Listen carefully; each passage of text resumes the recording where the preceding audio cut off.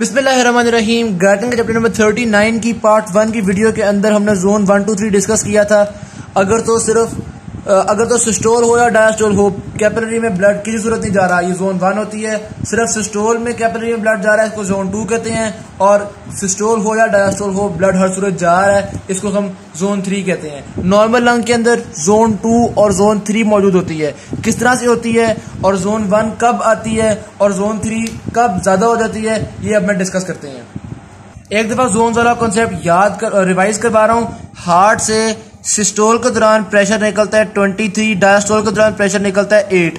ऊपर जाते जाते 15 कम हो जाता है प्रेशर, नीचे आते आते 8 बढ़ जाता है प्रेशर, ऊपर जाते जाते 15 कम हो जाता है, ठीक हो गया, माइनस कर देना है, और नीचे आते आते 8 ऐड कर देना है। अब नॉर्मल रूटीन में ऊपर जाते जाते क्या होता है, 23 में से 15 कम हो जाता है, तो फिर भी आपके पास एक पॉजिटिव प्रेशर, यानी कि 23 में से 15 निकाल दूं मैं तो 8 का प्रेशर ऊपर पहुंच जाता है ड्यूरिंग सिस्टोल, और ड्यूरिंग डायस्टोल -7 का पहुंचता है। तो सिस्टोल में ब्लड गुजरता है, डायस्टोल में ब्लड नहीं गुजरता, जोन 2 बन जाती है। और नीचे पूछो तो सिस्टोल में भी पहुंचता है, डायस्टोल में पहुंचता है, तो जोन 3 बन जाती है। तो नॉर्मल लंग के अंदर हार्ट के मिड लेवल से 10 सेंटीमीटर ऊपर तक, ये अगर मैं कहूँ कि हार्ट के मिड लेवल से 10 सेंटीमीटर ऊपर है, इससे ऊपर ऊपर जोन 2 होती है, इससे नीचे नीचे जोन 3 होती है जब इंसान स्टैंडिंग पोजीशन में है, ठीक है। अगर इंसान लेट गया है, लाइंग पोजीशन में है, तो फिर ना ये +15 होना है, ना ये -15 होना है, ना ये +8 होना है, सारा एक लेवल पे आ जाएगा। जो हार्ट से प्रेशर निकलेगा वही प्रेशर हर जगह पहुंचेगा, तो सारा हार्ट आपके पास जोन 3 में आ जाएगा। नीचे भी जोन 3 होगी और ऊपर भी जोन 3 होगी, ठीक हो गई बात। अच्छा, अगर इंसान एक्सरसाइज कर रहा है तो एक्सरसाइज के अंदर हार्ट के अंदर से ज्यादा प्रेशर निकलेगा। मैं मिसाल ले रहा हूं, ये 23 और 8 की बजाय ये हो जाएगा कोई 43, यार ये 43, और ये हो जाएगा आपके पास 28, ठीक है।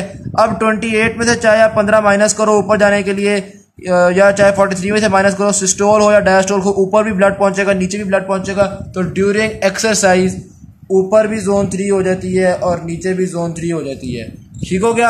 अच्छा, थर्ड कंडीशन आती है, अगर कोई इंसान प्रेशर वाली एयर को इनहेल कर रहा है, यानी कि वो हाई प्रेशर एयर को इनहेल कर रहा है, नॉर्मल कंडीशन में स्टैंड किया हुआ है वो, लेकिन वो जो जो एयर इनहेल कर रहा है उसका अपना प्रेशर बहुत ज्यादा है। क्या मतलब है, एल्वियोलाई के अंदर बहुत प्रेशर बन जाएगा। इस इंसान में पता है क्या होगा, देखो इसमें नॉर्मल रूटीन में आपको पता है ना, 23 में से हम 15 माइनस करते हैं तो सिस्टोल के दौरान प्रेशर 8 होता है ब्लड वेसल में, और डायस्टोल के दौरान ब्लड वेसल में प्रेशर -7 होता है। तो ऐसे इंसान के अंदर जो एल्वियोलाई का प्रेशर है ना, वो 0 से इंक्रीज करके 10 हो जाता है, ठीक। सिस्टोल के अंदर भी ये 10 इसको स्क्वीज कर देगा, यानी कोई ब्लड नहीं आ सकेगा, और डायस्टोल के अंदर भी कोई ब्लड नहीं आ सकेगा, यानी कि जोन 1 डेवलप हो जाएगी ऊपर, और नीचे शायद जोन 2 हो जाए, या जो भी हो जाए वो मैं नहीं बता रहा आपको। बस ये याद रखें, प्रेशर एयर इनहेल करते हुए जोन 1 बनेगी सिर्फ। उसके अलावा जब इंसान लेटा हुआ है तो नीचे ऊपर पूरी लंग में जोन 3 बन जाएगी, एक्सरसाइज है तो पूरी लंग में जोन 3 बन जाएगी, और नॉर्मल कंडीशन में हार्ट के मिड लेवल से 10 सेंटीमीटर ऊपर, इससे ऊपर ऊपर जोन 2 होती है, इससे नीचे नीचे जोन 3 होती है, ठीक हो गई, ये बातें डिस्कस हो गई। अब यहाँ पे आपके गाइडर में क्या क्या लिखा हुआ है ये बताया हुआ उन्होंने। जोन 1 कब होगी, प्रेशर एयर को जब इनटेक कर रहे हैं वो मैंने बता दिया, जब लेटा हुआ है तो क्या होगा वही मैंने आपको बता दिया, एक्सरसाइज में क्या होगा वही मैंने आपको बता दिया। आगे चलते हैं हम, इंक्रीज कार्डियक आउटपुट से क्या होगा। जब इंक्रीज कार्डियक आउटपुट है, हार्ट ज्यादा ब्लड पंप कर रहा है, जाहिर बात है ज्यादा ब्लड को लंग से भी गुजारना पड़ेगा, ठीक हो गया। ज्यादा ब्लड को लंग से गुजारना पड़ेगा तो क्या होगा यार, लंग्स की जो पल्मोनरी आर्टरीज है उनका प्रेशर बहुत राइज हो जाएगा, ठीक। लेकिन हम प्रेशर को राइज होने से बचाते हैं, काफी कम राइज होता है। अब आपको बताते हैं, जब भी कोई हैवी एक्सरसाइज होती है या कोई कंडीशन होती है तो लंग्स के अंदर ज्यादा ब्लड आता है। लंग्स क्या करती हैं उसके नतीजे में, number 1, number of open capillaries को बढ़ा देती हैं, यानी कि जो कैपिलरीज पहले क्लोज थी उनको ओपन कर लेती हैं, तो नंबर ऑफ ओपन कैपिलरीज बढ़ जाती हैं। चलो थोड़ा बात को दिलासा मिल गया। नंबर 2 क्या करती हैं, जो कैपिलरीज है वो डायलेट हो जाती हैं, उनको डायलेट होने से ईच कैपिलरी में ज्यादा ब्लड चला जाता है और आर्टीरियल प्रेशर को भी बहुत फर्क नहीं पड़ता। और नंबर 3, थोड़ा बहुत पल्मोनरी आर्टीरियल प्रेशर भी इंक्रीज हो जाता है। तो ये 3 काम होते हैं जब एक्स्ट्रा ब्लड आपके हार्ट में जाता है, ठीक। अब नंबर ऑफ ओपन कैपिलरीज के बढ़ाने की वजह से और कैपिलरीज की डायलेट होने की वजह से शुक्र है पल्मोनरी आर्टीरियल प्रेशर बहुत थोड़ा सा इंक्रीज किया है। अगर पल्मोनरी आर्टीरियल प्रेशर ज्यादा इंक्रीज करता, यानी कि ये पहले 2 काम ना होते, तो ब्लड आने से क्या होता है, पल्मोनरी आर्टेरियल प्रेशर बहुत इंक्रीज कर जाता। तो फिर पता है क्या होना था, हार्ट बेचारे को बहुत एनर्जी लगानी पड़नी थी लंग्स में ब्लड भेजने के लिए, क्योंकि लंग्स का पल्मोनरी आर्टेरियल प्रेशर इतना होना था। दूसरा, लंग्स में आपके एडिमा हो जाना था, स्वेलिंग हो जानी थी।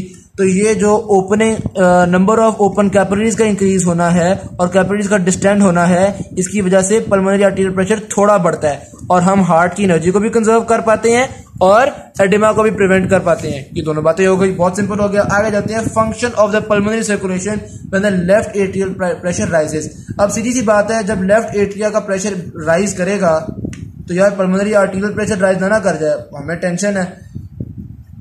देखिए सीधी सी बात है, मैं डायग्राम से आपको शो करता हूँ व्हाइट बोर्ड के ऊपर। पहले हमने डिस्कस किया था, ये मैंने बनाया हार्ट और ये पल्मोनरी आर्टरी, ये पल्मोनरी वेन और ये आगे दो लंग्स, ठीक है। पहले हमने डिस्कस किया था कि अगर बहुत एक्स्ट्रा ब्लड जा रहा है तो पल्मोनरी आर्टेरियल प्रेशर को हम बढ़ने नहीं देते, बड़ा कंट्रोल करते हैं, बहुत थोड़ा सा बढ़ता है ताकि कोई एडिमा वगैरह, कोई एब्नॉर्मलिटी वगैरह ना हो, ठीक। अब वो क्या कह रहे हैं, वो कह रहे हैं भाई अगर लेफ्ट एट्रियम में प्रेशर बहुत राइज कर गया है तो इसके प्रेशर राइज करने से यहाँ भी प्रेशर बढ़ जाएगा, यहाँ भी प्रेशर बढ़ जाएगा, तो अब क्या करें, दोबारा पल्मोनरी आर्टेरियल प्रेशर बढ़ जाएगा, ठीक है। तो उसका हल ये बताया है कि एक नॉर्मल इंसान में जब वो फुल एक्सरसाइज भी कर रहा हो ना तो लेफ्ट एट्रिया का प्रेशर +6 mmHg से ऊपर नहीं जाता, ठीक है। और आपकी जो पल्मोनरी सर्कुलेशन है इसमें इतनी सलाहियत मौजूद होती है कि +6 mmHg तक इजाफा होगा लेफ्ट एट्रिया में, तो ये अपने पल्मोनरी आर्टेरियल प्रेशर को मेंटेन कर लेता है, यानी इतने इजाफे को ये इग्नोर करने की सलाहियत रखता है, या डायलेशन वगैरह से इतने इजाफे को ओवरकम कर लेता है। तो यहाँ पे उन्होंने बताया है कि नॉर्मल रूटीन में अगर +6 mmHg तक जाता है इसको तो कंट्रोल कर लेते हैं, लेकिन अब अगर कोई हार्ट अटैक हो गया है, कोई मिट्रल वेल्व स्टेनोसिस हो गया है, कोई ऐसा प्रॉब्लम हो गया है कि लेफ्ट एट्रिया का प्रेशर कोई बहुत ही ऊपर चला गया, कोई 40-50 mmHg ऊपर चला गया, तो वो ये बता रहे हैं कि जब लेफ्ट एट्रिया का प्रेशर 7 mmHg से ऊपर चला जाए ना, फिर पल्मोनरी आर्टेरियल सिस्टम हार मान जाता है। फिर वो कहता है अच्छा भाई लेफ्ट एट्रिया का प्रेशर बढ़ेगा तो हमारा प्रेशर भी बढ़ जाएगा, कितनी कम डायलेशन करें, कितना कम बर्दाश्त करें। तो अगर लेफ्ट एट्रिया का प्रेशर 7 mmHg से ऊपर चला गया तो आपके लेफ्ट पल्मोनरी आर्टेरियल प्रेशर भी इंक्रीज कर जाएगा, एडिमा हो जाएगा और प्रॉब्लम बन जाएगी, लेकिन 7 mmHg तक हम बर्दाश्त कर सकते हैं, ठीक हो गया। फिर आगे आता है pulmonary capillary dynamics. Pulmonary capillaries जो होती हैं उनकी कुछ डायनामिक्स डिस्कस करेंगे।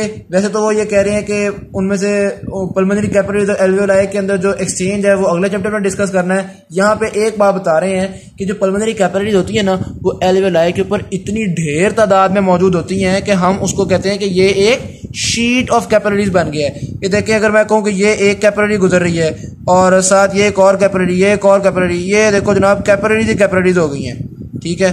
तो ये तो लग रहा है एक तकरीबन कोई शीट ऑफ ब्लड बन गई है, ठीक है। तो कैपिलरीज इतनी ज्यादा होती हैं कि हम कहते हैं कि blood flow in a sheet of flow. Therefore, it is often said that the capillary blood flows in the alveolar walls as sheet of flow. ठीक हो गया, यहाँ तक बात समझ में आ गई। फिर आता है pulmonary capillary pressure. Pulmonary capillary pressure कितना होता है ये तो ये देखें, हम पहले भी डिस्कस कर चुके हैं यार, ये पार्ट 1 की वीडियो में यहाँ पे बताया नहीं था पल्मोनरी कैपिलरी प्रेशर 7 mmHg होता है, पार्ट 1 में भी डिस्कस हो चुका है। अब यहाँ पे वो क्या बता रहे हैं, बता यही रहे हैं कि 7 mmHg ही होता है, लेकिन यहाँ पे वो ये बता रहे हैं कि इसको हम डायरेक्टली मेजर नहीं कर पाते, हम आइसोग्रेविमेट्रिक मेथड से मेजर करते हैं। लेकिन ठीक ही होगा यार, जाहिर सी बात है, क्योंकि देखो लेफ्ट एट्रिया के अंदर 2 mmHg प्रेशर है, पल्मोनरी आर्टरी के अंदर 15 mmHg प्रेशर है, तो पल्मोनरी कैपिलरीज का प्रेशर जो है वो इनके बीच में होना चाहिए ना। तो 7 अगर वैल्यू आ रही है तो ठीक है, हम मान लेते हैं कि ठीक ही होगा, ठीक है। फिर आगे चलते हैं लेंथ ऑफ टाइम ब्लड। अच्छा, ब्लड कितनी देर के लिए पल्मोनरी कैपिलरीज में रहता है? नॉर्मल हार्ट साइकिल के लिए हार्ट कितनी देर के लिए पंप करता है? 0.8 सेकंड में पंप करता है ना। तो लो जी, याद करना भी आसान हो गया। पल्मोनरी कैपिलरीज के अंदर भी ब्लड नॉर्मल रूटीन में 0.8 सेकंड में के लिए ही रहता है। लेकिन अब अगर कोई एक्सरसाइज हो रही है, कोई ब्लड हमें बहुत ज्यादा तेजी से चाहिए, बहुत तेजी से ऑक्सीजनेट करना है हमने, तो फिर हो सकता है कि कम टाइम के लिए रहे, तो एज शॉर्ट एज 0.3 सेकंड का स्टे करके भी ब्लड कई दफा निकल जाता है पल्मोनरी कैपिलरीज में से, ठीक हो गया। फिर आता है capillary exchange of fluid in the lungs and pulmonary interstitial fluid dynamics. ये क्या बात है, देखो कैपिलरीज के बाहर क्या होता है? इंटरस्टिशियल फ्लूइड, और कैपिलरी इंटरस्टिशियल फ्लूइड से फ्लूइड का एक्सचेंज, कुछ फोर्सेज होती हैं जो फ्लूइड को कैपिलरी से बाहर निकालना चाह रही होती हैं, और कुछ फोर्सेज होती हैं जो फ्लूइड को इंटरस्टिशियल फ्लूइड से कैपिलरीज के अंदर डालना चाह रही होती हैं। ये फोर्सेज आपको याद होगा, स्टार्लिंग फोर्सेज हमने पढ़ी थी। ऑस्मोटिक प्रेशर होता है प्लाज्मा का, ऑस्मोटिक प्रेशर होता है इंटरस्टिशियल फ्लूइड का, इसी तरह हाइड्रोस्टैटिक प्रेशर होता है, मुख्तलिफ चीज़ें होती है ना। अब हम वो चीज़ें स्टडी करते हैं। पहली बात, जो हाइड्रोस्टैटिक प्रेशर पल्मोनरी कैपिलरीज के अंदर होता है ना, ये आपकी सिस्टेमिक कैपिलरीज से कम होता है, ठीक। यानी बाकी बॉडी के अंदर कैपिलरीज के अंदर प्रेशर कितना होता है 17 mmHg, लेकिन पल्मोनरी कैपिलरीज में प्रेशर कितना होता है 7 mmHg। एक तो ये बात बता दी उन्होंने आपको। दूसरी बात बताते हैं कि बाकी बॉडी का जो इंटरस्टिशियल फ्लूइड होता है उसका प्रेशर काफी नेगेटिव होता है, लेकिन जो पल्मोनरी ये लंग्स का जो इंटरस्टिशियल फ्लूइड होता है इसका कम नेगेटिव होता है, इसका प्रेशर कम नेगेटिव होता है। एक बात याद रखना, प्रेशर पॉजिटिव होने का मतलब है फ्लूइड को पुश करना, और प्रेशर नेगेटिव होने का मतलब है फ्लूइड को पुल करना, सक करना, ठीक हो गया। अच्छा, फिर आता है कोलॉइड ऑस्मोटिक प्रेशर। वो ये बता रहे हैं कि कोलॉइड ऑस्मोटिक प्रेशर जो है इंटरस्टिशियल फ्लूइड का, ये भी बाकी बॉडी की निस्बत लंग्स में कम होता है, ठीक हो गया। अब ये सारा कुछ कम क्यों होता है? देखो, एक बात उन्होंने सादी सी बताई है कि यार जो एल्वेओलर वॉल्स है ना वो बड़ी एक्सट्रीमली थिन है, जिसकी वजह से वो बड़ी नाजुक सी हैं।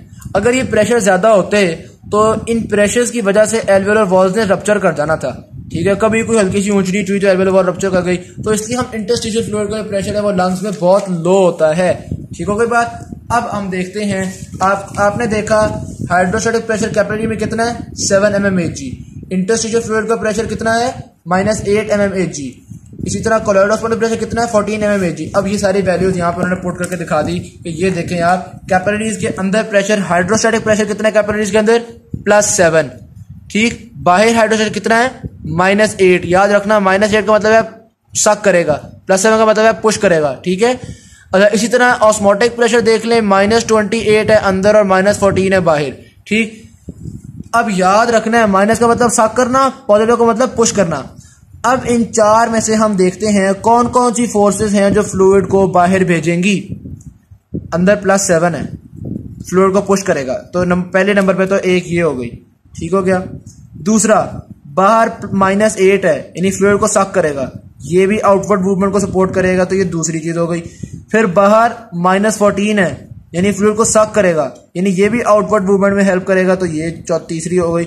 ये तीनों जो है ये फ्लूइड की आउटवर्ड मूवमेंट में हेल्प करेगा। और ये अंदर -28 है, यानी ये सक करेगा, कहां सक करेगा, अंदर की तरफ सक करेगा, तो ये इनवर्ड मूवमेंट करवाता है, तो ये करवाएगा इनवर्ड मूवमेंट, बाकी तीनों करवाएंगे आउटवर्ड मूवमेंट। तो जो तीनों आउटवर्ड मूवमेंट करवा रहे हैं उनको हम ऐड करते हैं। ये देखें, टोटल आउटवर्ड फोर्स 7 + 14 + 8 आगे 29। टोटल इनवर्ड फोर्स एक ही है, आपको पता है, प्लाज्मा कोलॉइड ऑस्मोटिक प्रेशर, वो हो गई 28। ये जो सारे हैं ये रीड कर लें, अगर आपको समझ नहीं आया वीडियो को रोक के ये रीड कर लें कौन कौन से प्रेशर हैं, ठीक होगी बात। अब total outward force total inward force से थोड़ी सी ज्यादा है। आउटवर्ड फोर्स कितनी है 29, इनवर्ड फोर्स कितनी है 28, फर्क कितना है 1 का। तो नेट फोर्स जो होती है वो आउटवर्ड होती है +1। ये देखें, मीन फिल्ट्रेशन प्रेशर जो है वो +1 है आउटवर्ड्स। इसका क्या मतलब है कि थोड़ा थोड़ा फ्लूइड आपकी कैपिलरी से निकलता रहेगा, इंटरस्टिशियल फ्लूइड में आता रहेगा, और ये जो इंटरस्टिशियल फ्लूइड में थोड़ा थोड़ा आता रहेगा ये लिम्फेटिक सिस्टम के थ्रू वापस आपके ब्लड में चला जाएगा। यानी कि थोड़ा थोड़ा फ्लूइड जो है वो कैपिलरी से निकल के यहाँ पे आता जाएगा, और ये थोड़ा थोड़ा फ्लूइड जो एक्स्ट्रा होता जाएगा यहाँ पे वो लिम्फेटिक के थ्रू वापस भेजते रहेंगे। तो इंटरस्टिशियल फ्लूइड जो है उसका वॉल्यूम मेंटेन रहेगा, सही रहेगा। ये बात तो ठीक होगी। फिर एक और बात उन्होंने आपको की है कि देखें, एक चीज आपने नोट की होगी कि जो इंटरस्टिशियल फ्लूइड है उसका ऑस्मोटिक प्रेशर भी -14 है, हाइड्रोस्टैटिक प्रेशर भी -8 है, तो कितना नेगेटिव प्रेशर है, यानी इंटरस्टिशियल फ्लूइड का प्रेशर सक करता है फ्लूइड को यहाँ से, ठीक होगी बात। तो ये जो सक कर रहा है ना, ये जो नेगेटिव प्रेशर है ये बड़ा काम में आता है। क्यों? इंटरस्टिशियल फ्लूइड कैपिलरीज के इर्द गिर्द भी है, एल्वेओलाई के इर्द गिर्द भी तो यही फ्लूइड है ना। तो होता क्या है, अगर एल्वेओलाई के अंदर कभी कोई फ्लूइड फेल हो जाए ना, तो इंटरस्टिशियल फ्लूइड उसको सक कर लेता है, तो इस तरह से एल्वेओलाई को ड्राई रखता है, क्योंकि बाहर ज्यादा नेगेटिव होता है। एल्वेओलाई में अगर कोई पानी आ गया है, कोई फालतू की चीज आ गई है, तो वो सक कर ली जाती है और वो बाहर इंटरस्टिशियल फ्लूइड में आती है और फिर लिम्फेटिक्स के थ्रू चली जाती है। तो यानी कि एल्वेओलाई को ड्राई रखने में इंटरस्टिशियल फ्लूइड के नेगेटिव प्रेशर का एक अहम किरदार है। सिंपल हो गई बात। आगे आते हैं हम पल्मोनरी एडिमा की तरफ। भाईजान, अगर यहां से निकलने वाला फ्लूइड ज्यादा हो गया है, ठीक हो गई बात, यानी कि कैपिलरी से बहुत ज्यादा फ्लूइड निकल रहा है, तो लंग स्वेल करना शुरू हो जाएंगी, एडिमा होना शुरू हो जाएगा, ठीक हो गई बात। अब ज्यादा क्यों निकल सकता है? दो वजूहत हो सकती हैं। या तो इसके अंदर प्रेशर ही बहुत ज्यादा हो गया है, यानी कि लेफ्ट साइड के हार्ट का फेलियर हुआ है या मिट्रल वाल्व डिजीज हो गई या हार्ट का कोई ऐसा इशू है कि लेफ्ट हार्ट में प्रेशर बहुत बढ़ गया है, as a result pulmonary arteries में, पल्मोनरी कैपिलरीज में प्रेशर बहुत ज़्यादा हो गया है, तो वो प्रेशर से फ्लूइड बाहर निकलेगा और लंग स्वेल कर देंगी। दूसरा मसला ये भी हो सकता है कि प्रेशर का इतना डिफरेंस नहीं है, लेकिन damage to the pulmonary capillary membranes, ये जो कैपिलरी की मेम्ब्रेन है यही कोई इस तरह की डैमेज हो गई है कि एम ही फ्लूइड को बाहर निकाली जा रही है, ठीक है, तो एक्स्ट्रा फ्लूइड बाहर आ जाता है। ठीक हो गई बात। अच्छा, अब एक सवाल है मेरा, ये जो मैंने आपको बताया अंदर प्रेशर इंक्रीज करेगा तो भी स्वेलिंग हो जाएगी, कितना इंक्रीज करेगा तो स्वेलिंग होगी भाई? ये अंदर जो +7 है, अगर ये +8 हो गया तो स्वेलिंग हो जाएगी? नहीं तो। अगर ये +9 हो गया तो स्वेलिंग हो जाएगी? नहीं तो। क्यों नहीं होगी? पता क्या होता है, देखो, जब ये +9 होगा ये ज्यादा फ्लूइड को बाहर निकालेगा, ठीक है, जब ज्यादा फ्लूइड आना शुरू हो जाएगा इंटरस्टिशियल फ्लूइड में, लिम्फेटिक्स कहेगा कोई बात नहीं, मैं जिम्मेदारी लेता हूँ इस एक्स्ट्रा फ्लूइड को ले जाने की। ये लिम्फेटिक सिस्टम जो है ये एक्स्ट्रा फ्लूइड को ड्रेन करता रहेगा, हिम्मत से काम लेगा, थोड़ा ज्यादा फ्लूइड ड्रेन कर देगा, पहली बात। दूसरी बात क्या होता है, जब ज्यादा फ्लूइड बाहर आता है तो ये जो आपका ऑस्मोटिक प्रेशर था ये भी तो बढ़ जाएगा। सीधी सी बात है, जब फ्लूइड बाहर ज्यादा आएगा तो ऑस्मोटिक प्रेशर को चेंज नहीं करेगा, वो ऑस्मोटिक प्रेशर बढ़ जाएगा। ठीक हो गई ना बात? बढ़ जाएगा तो ये -14 की बजाय मिसाल के तौर पे ये रह जाएगा -10। तो अब एक बात नोट करें, अगर ये 7 इंक्रीज कर रहा है तो ये 14 डिक्रीज भी तो कर रहा है। ये जो टोटल था आउटवर्ड फोर्सेस का, इसमें 7 इंक्रीज कर रहा है तो 14 डिक्रीज कर रहा है। टोटल आउटवर्ड फोर्स तो ऑलमोस्ट नॉर्मल रहेगा ही ना। तो अगर ये हाइड्रोस्टैटिक प्रेशर इंक्रीज करेगा और फ्लूइड बाहर आएगा तो उसके आने से ये जो आपके पास ऑस्मोटिक प्रेशर है ये भी इंक्रीज कर जाएगा, और ये जो पहले सक कर रहा था फ्लूइड अब ये कम सक करेगा, क्योंकि पहले अभी ये ज्यादा नेगेटिव है, जब इंक्रीज कर देगा तो ये कम नेगेटिव हो जाएगा। यानी अभी ज्यादा फ्लूइड सक कर रहा है, जब ये फ्लूइड बाहर निकालना शुरू कर देगा तो ये कम फ्लूइड सक करेगा। तो ये वाला फैक्टर भी है। ठीक होगी बात? तो ऑस्मोटिक प्रेशर का बढ़ना और लिम्फेटिक सिस्टम का हिम्मत से काम लेना, ये वो चीजें हैं जो एडिमा को काफी हद तक प्रिवेंट कर देती हैं। लेकिन आखिर कब तक प्रिवेंट करेंगी? 7+7 होगा अंदर तब तो प्रिवेंट कर लेंगी भाई। मैं कहता हूँ +10 हो जाएगा तो भी हम एडिमा को बचा लेंगे, +15 हो गया, +20 भी हो गया तो भी हम एडिमा को बचा लेंगे। लेकिन अगर 21 ऐड हो गया, यानी हाइड्रोस्टैटिक प्रेशर 7 + 21 हो गया, 28 हो गया हाइड्रोस्टैटिक प्रेशर, फिर हमारी हिम्मत जवाब दे जाती है। फिर तो हम कहते हैं यार देखो, अंदर के ऑस्मोटिक प्रेशर से भी ज्यादा तो हाइड्रोस्टैटिक प्रेशर हो गया। तो हाइड्रोस्टैटिक प्रेशर जब 28 से भी ज्यादा हो जाए तो फिर हमारी हिम्मत जवाब दे जाती है, फिर पल्मोनरी एडिमा हो जाता है। ठीक हो गई बात? अच्छा, ये जो आपने देखा ना कि थोड़ा सा बढ़ने से कोई फर्क नहीं पड़ा, और टोटल 21 जब इजाफा 21 mmHg के इजाफे पे जाकर फर्क पड़ा। ये 21 mmHg तक है ना, ये आपके पास सेफ्टी फैक्टर है, यानी ये आपके पास गुंजाइश है, ये आपके पास हिम्मत है कि इतना हाइड्रोस्टैटिक प्रेशर हम बर्दाश्त कर सकते हैं। इसको हम कहते हैं सेफ्टी फैक्टर। जैसे कि अब आप ये देखें, ये आपको मैं डायग्राम में दिखाता हूँ। ये देखें, लेफ्ट एट्रियल प्रेशर यानी कि जैसे कैपिलरी प्रेशर भी बढ़ जाएगा, लेफ्ट एट्रियल प्रेशर बढ़ता जा रहा है लेकिन एडिमा नहीं हो रहा। सेफ्टी फैक्टर है, बढ़ता जा रहा है, एडिमा नहीं हो रहा।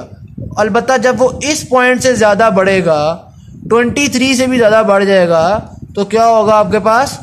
अब यहाँ पे आपने वैल्यू नहीं देखी 28, हमारे इंसानों के लिए ये वैल्यू 23 नहीं थी, 28 ही होती है। यहाँ पे सर उन्होंने डॉग का भी एक एक्सपेरिमेंट किया है, तो वहां से आपको डॉग का एक्सपेरिमेंट सिर्फ समझाने के लिए किया है, वो बात मैं आपको वैसे ही एक्सप्लेन कर चुका हूँ। बस समझना आपने ये है कि ये देखें, यहाँ से यहाँ तक प्रेशर के इंक्रीज होने से एडिमा नहीं हुआ, इसके बाद प्रेशर इंक्रीज होने से एडिमा होना शुरू हो गया। तो यहां से यहां तक जो प्रेशर इंक्रीज होने से एडिमा नहीं हुआ, इसको हम कहते हैं सेफ्टी फैक्टर। कि इतनी ज्यादा जगह को, इतना ज्यादा जो जगह है, रेंज है, इस रेंज में हम सेफ रहते हैं, इस रेंज तक तो हमें फर्क नहीं पड़ता। अलबत्ता अगर इस रेंज से भी ऊपर चली जाए बात, तो फिर इंसान के अंदर एडिमा हो जाता है और डेथ हो जाती है, क्योंकि एडिमा जो लंग्स का है वो बहुत लीथल चीज है, उसको बर्दाश्त करना बहुत मुश्किल होता है। ठीक हो गई बात? अब एक और बात गौर करने की है, वो क्या? ये जो सेफ्टी फैक्टर है, यानी ये जो बर्दाश्त है, आम इंसान में कितनी है? 21 mmHg की, यानी 21 mmHg इसका प्रेशर बढ़ जाएगा तो बर्दाश्त होगा, 22 mmHg बढ़ गया तो बर्दाश्त से बाहर। ठीक, लेकिन जिन लोगों के अंदर कॉन्टिन्यूसली अंदर का प्रेशर ज्यादा होता है ना, मिसाल के तौर पे ये 7 होना चाहिए ना, तो 17-18 नॉर्मल रूटीन में ही होता है उनका, उनकी बर्दाश्त बढ़ जाती है। उनका सेफ्टी लेवल बढ़ जाता है। अब अगर आम इंसान में ये 7 से 28 पे जाता था तो एडिमा होता था, तो जिनके अंदर क्रोनिक कंडीशंस होती हैं उनके अंदर ये 7 से 28 पे जाएगा तो कुछ नहीं होगा, क्योंकि उनकी बर्दाश्त बढ़ चुकी हुई है। ये इनके अंदर असल में नॉर्मल में इनके अंदर रूटीन में भी 7 नहीं है ना, इनमें रूटीन में भी थोड़ा रेज्ड ही है, कोई 15-16 है। ठीक, इनके अंदर हो सकता है जब 35 तक जाए ना तब जाके इनके अंदर एडिमा हो। तो ये इन्होंने बताया है कि सेफ्टी फैक्टर जो है ये क्रोनिक कंडीशंस में इंक्रीज कर जाता है, यानी लंग्स की हिम्मत बर्दाश्त बढ़ जाती है। तो lungs become even more resistant to pulmonary oedema because of lymph vessel expand. ऐसी ये हिम्मत में इजाफा क्यों होता है? क्योंकि लिम्फ वेसल जो है वो एक्सपैंड कर चुकी होती हैं। देखो इन लोगों में नॉर्मल रूटीन में भी, हमारे अंदर नॉर्मल रूटीन में +7 था, ठीक है, इन लोगों में नॉर्मल रूटीन में भी 15 है या 20 है, मतलब इंक्रीज्ड है। तो नॉर्मल रूटीन में भी लिम्फेटिक्स ज्यादा काम कर रहे हैं, करते करते लिम्फेटिक्स थोड़ी एक्सपैंड हो जाती हैं। अब इनके अंदर अगर 28 होगा तो 28 से फर्क नहीं पड़ेगा, क्योंकि इनमें तो रूटीन भी 15 की है। इनके अंदर अब कुछ 35 पे जाएंगे ना, फिर जाकर शायद फर्क पड़े। ठीक है, तो I hope I made my point clear. ठीक, आखिरी पैराग्राफ में सिंपल सी बात बता रहे हैं कि अगर सेफ्टी फैक्टर से ऊपर चला गया प्रेशर तो फिर भाईजान मौत है। ये देखें, सेफ्टी फैक्टर से ऊपर चला गया प्रेशर तो फिर एडिमा, फौरी एडिमा, और एडिमा मैंने आपको बताया लीथल होता है, इससे डेथ हो जाती है। ठीक होगी बात। एंड में आ जाता है आपके पास fluid in the pleural cavity. सीधी सी बात है, जो प्लूरल कैविटी होती है आपके पास ये एक विसरल और पैराइटल प्लूरल मेम्ब्रेन के बीच में कैविटी होती है। इसमें जो फ्लूइड होता है उसको हम कहते हैं प्लूरल फ्लूइड। ये फ्लूइड बाहर से आ रहा होता है, क्योंकि देखें जो प्लूरल कैविटी है ना वो पोरस है, सॉरी ये जो प्लूरल मेम्ब्रेन होती है ना ये पोरस होती है, और इसके अंदर से फ्लूइड गुजर सकता है। ठीक हो गई बात। तो फ्लूइड आता जाता रहता है, ऐसा कोई इशू नहीं है। ये फ्लूइड किस लिए होता है? फ्रिक्शन को कम करने के लिए होता है, ये भी कोई मुश्किल बात नहीं है। अच्छा, लेकिन याद रखना प्लूरल कैविटी के अंदर फ्लूइड बहुत थोड़ा सा होता है। एक लंग की देखो जो प्लूरल कैविटी है ना, इसमें ऐसे ही बिल्कुल फ्यू मिलीमीटर्स ऑफ फ्लूइड होता है। ये देखें, only a few millimetres of fluid. ठीक हो गई बात, फ्यू मिलीमीटर फ्लूइड होता है। अगर कभी फ्लूइड ज्यादा हो जाए तो क्या होता है, जो लिम्फेटिक सिस्टम है वो उस फ्लूइड को निकाल लेता है, निकाल के मीडियास्टिनम में ले जाता है, या निकाल के सुपीरियर सरफेस ऑफ डायफ्राम में ले जाता है, या निकाल के lateral surface of parietal pleura में ले जाता है। ये 3 जगहों के नाम आपके गेट में लिख दिए, यानी कि यहां से निकाल लेता है। तो देखो यार, इतना थोड़ा फ्लूइड है, आप फ्लूइड सक करी जा रहे हो, तो एज अ रिजल्ट प्लूरा के अंदर एक बहुत नेगेटिव प्रेशर होता है। ये प्रेशर नेगेटिव क्यों होता है? ये देखिए ना, सीधी सी बात है, अगर ये एक जगह है, इसके अंदर आपके पास इतना फ्लूइड आना चाहिए था, ठीक, तो नॉर्मल प्रेशर होता था, लेकिन आप इसके अंदर से बहुत सारा फ्लूइड निकाल लो तो ये ऐसे बिल्कुल थोड़ा सा फ्लूइड इसके अंदर छोड़ दो। अब क्या होगा, इसका प्रेशर जो है यार बहुत नेगेटिव में चला जाएगा। इसका प्रेशर मैं नहीं लिख रहा कितना नेगेटिव, बस नेगेटिव लिख देता हूँ। इसके अंदर प्रेशर बहुत कम हो जाएगा। क्यों? क्योंकि आपने इतना सारा अंदर से फ्लूइड निकाल लिया है। तो लिम्फेटिक से निकालने की वजह से जो प्लूरल कैविटी के अंदर प्रेशर है वो बहुत नेगेटिव में चला जाता है। ये जो नेगेटिव प्रेशर है ये बहुत हेल्पफुल है। क्यों? क्योंकि ये नेगेटिव का क्या मतलब होता है? पुल करना। पॉजिटिव का क्या मतलब होता है? पुश करना। ये नेगेटिव प्रेशर जो है ये लंग्स को पुल करता रहता है, खींच के रखता है, उनकी जगह पे रखता है ताकि लंग कोलैप्स ना हो जाए। अगर ये नेगेटिव प्रेशर ना हो ना तो लंग्स कोलैप्स हो जाए। ठीक हो गई बात। तो ये नेगेटिव प्रेशर का खास रोल है लंग्स को पुल करने में, तो ये अच्छी बात है। प्लूरल कैविटी के अंदर नेगेटिव प्रेशर होना चाहिए। एंड में आता है आपके पास प्लूरल एफ्यूजन, यानी प्लूरल कैविटी का स्वेल हो जाना, एडिमा हो जाना। जिस तरह पल्मोनरी एडिमा पड़ा था उसी तरह का ये एडिमा है। इसकी वजह भी यही होगी कि एक्सेस फ्लूइड आ जाता है, अंदर फालतू का फ्लूइड आ जाता है, तो हम कहते हैं कि प्लूरल एफ्यूजन हो गई। उन्होंने लिखा भी है, इसको हम oedema of the pleural cavity भी कह सकते हैं। ऐसा क्यों होता है? देखें, या तो मैंने आपको बताया ना, जो फ्लूइड इसके अंदर आता है लिम्फेटिक उसको लेके चली जाती है। कभी भी एक्स्ट्रा फ्लूइड आया तो लिम्फेटिक्स निकाल देती हैं उसको। अगर लिम्फेटिक्स बेचारी थक जाए, बूढ़ी हो जाए, कोई मसला बन जाए तो नहीं निकाल सकेंगी ना, ठीक है, तो एडिमा हो जाएगा। यही उन्होंने बताया है कि ब्लॉकेज ऑफ लिम्फेटिक्स जो है, लिम्फेटिक्स की अगर ब्लॉकेज हो जाए तो आपके पास प्लूरल एडिमा हो जाता है, पहली बात। दूसरी बात, कार्डियक फेलियर हो जाए तो प्रेशर रेज हो जाएगा, ज्यादा फ्लूइड आएगा प्लूरा में, इससे भी प्लूरल एडिमा हो जाएगा। ठीक हो गई बात। तीसरी बात, greatly reduce plasma chloride osmotic pressure होगा तो एक्सेसिव फ्लूइड निकलता रहेगा आपकी कैपिलरी से, एक्सेसिव फ्लूइड इसके अंदर आता रहेगा, तो भी पता आपको एडिमा हो जाएगा। चौथी बात, वो कह रहे हैं कोई इन्फेक्शन हो, कोई इन्फ्लेमेशन हो, भाई कोई भी ऐसी वजह हो जाए कि कैपिलरी से ज्यादा फ्लूइड प्लूरल कैविटी में आ जाए तो प्लूरल एडिमा हो जाता है। तो ये उन्होंने आपको 4-5 फैक्टर बता दिए प्लूरल एडिमा के। जाहिर बात है सेफ्टी फैक्टर यहाँ भी होगा, बार उन्होंने डिस्कस नहीं किया हुआ, सिंपल रखा हुआ है, आप भी ना सोचे सेफ्टी फैक्टर के बारे में यहाँ पे। वैसे आपको पता होना चाहिए बॉडी के काफी सारे फिजियोलॉजिकल सिस्टम में सेफ्टी फैक्टर होता है। ठीक होगी बात? तो ये यहां तक बात डिस्कशन खत्म होती है। Thank you very much. Channel को वीडियो अगर अच्छी लगी है तो उसको शेयर जरूर कीजिएगा।